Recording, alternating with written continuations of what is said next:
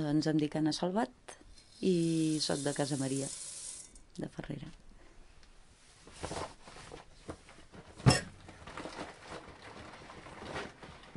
La meva afició va sortir perquè a Sort van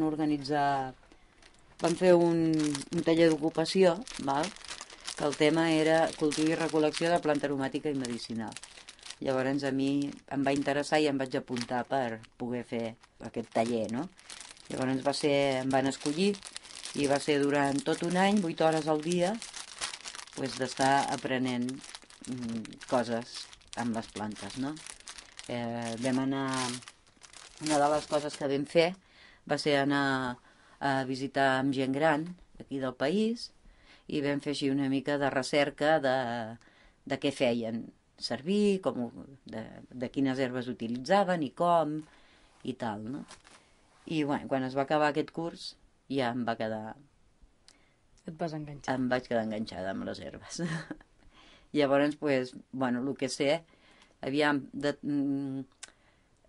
tradició no molt, però molt poc, perquè la meva família tampoc eren d'utilitzar gaires herbes, no?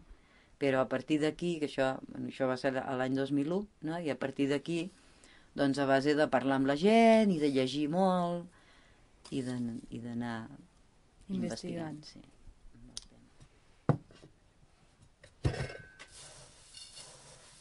El saber de les plantes mentre es va anar transmetent, no? Oralment de generació en generació, es va anar transmetent a l'ús, o sigui, les propietats de les plantes i també la dosificació, perquè hi ha plantes, vull dir, el que no és veritat és que siguin inofensives, perquè n'hi ha plantes que són molt fortes i hi ha plantes que a una dosis et poden curar i a una altra dosis et poden fer molt mal.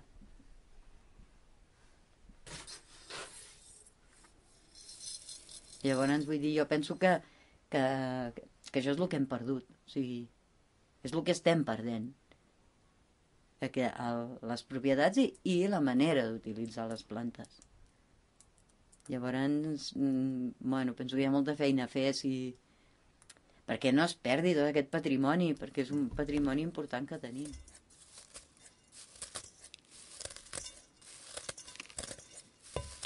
No sé, jo el mal que veig ara, o sigui, que l'oblit de les plantes, una de les causes és aquesta, que la gent ara, la major part de la gent no està en contacte amb la natura.